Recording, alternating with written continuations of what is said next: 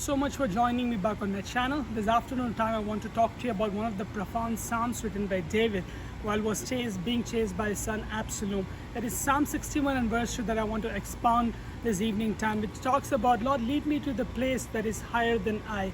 If I have to put it precise, it talks about, Lord, lead me to the rock that is higher than I. But then if you look at the previous verses of how it starts off, the preamble of that verse talks about, Lord, when my heart is weary, lead me to a rock that is higher than I.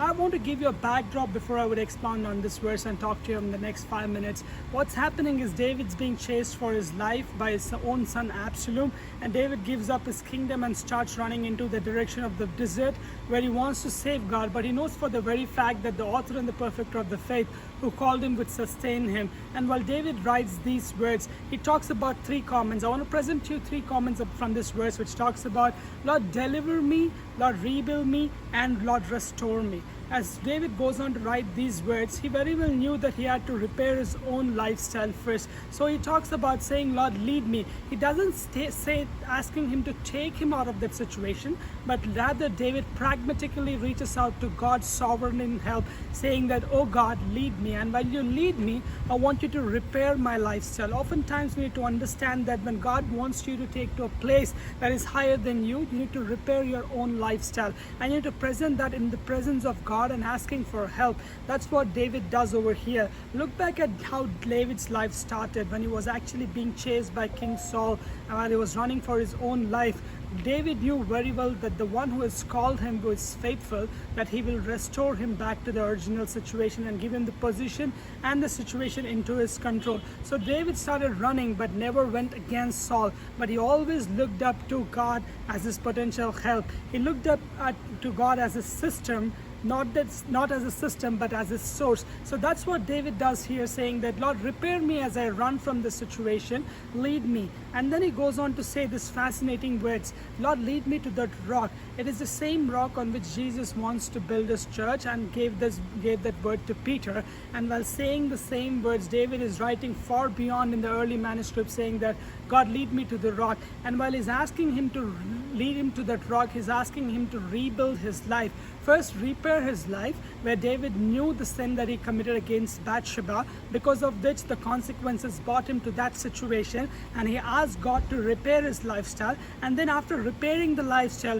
David is asking God to actually rebuild his lifestyle. He is asking God's sovereign help. Omnipotent and forever loving God is so gracious that he's going to rebuild David from the place where he fell down, from the sinful nature and the lustful desires which David had. He's asking God to rebuild. Throughout this scenario, if you had to look, David is not talking against Absalom. He's not asking God to punish Absalom, his son, nor is asking his enemies to be devoured. But David is asking only one particular thing, saying that, oh Lord, repair me as you lead me. Oh Lord, restore me as you build me to that rock. And then finally, where it goes on to say that, take me to the place from where I can see your gracious sovereignty. He's asking God to restore him back to the position which he was bought out of. He's asking God that you are the sovereign God who can restore me. Look back at the Psalm 90 where he says that, oh God, I know, Moses writes saying that, oh God, I know you existed even before time. The same book of verse that David is using here and saying that, oh Lord, lead me. If you lead me, you'll repair me. If you lead me to the rock, you'll rebuild me. And as you repair me and rebuild me, I want you to restore me. If you are running to the thick of the consequences of sin or running to the thick of any problems this evening time, I want to tell you something, that if you ask God to repair your lifestyle and then ask him to rebuild it, God is so gracious that he will restore it automatically. But before that, you need to look up to him as the potential giver, who is the author and the perfecter of our faith.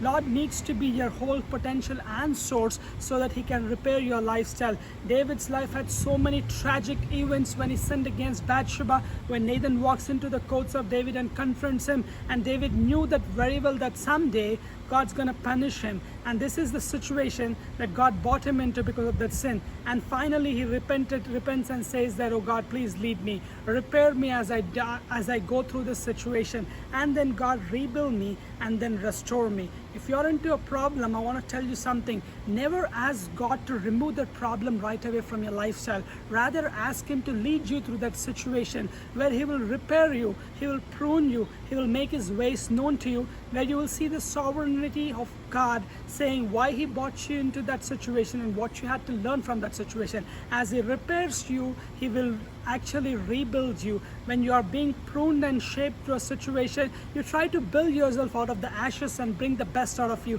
and that's what happens. And finally, when you repair and rebuild yourself in the presence of God, that is when he starts restoring you back to the former glory. Look back at the life of Nebuchadnezzar, who actually boasted against God, fell down to the dregs of hell, and then brought back when he had accepted his sins and repented in the presence of God, where God repaired him, rebuilt him, and restored him. Similarly, while David writes, "Oh God, my heart is weary, lead me to the rock that is higher than I." He's asking God to repair, he's asking God to rebuild, and he's finally asking God to restore. And you see how God actually comes to the rescue of David.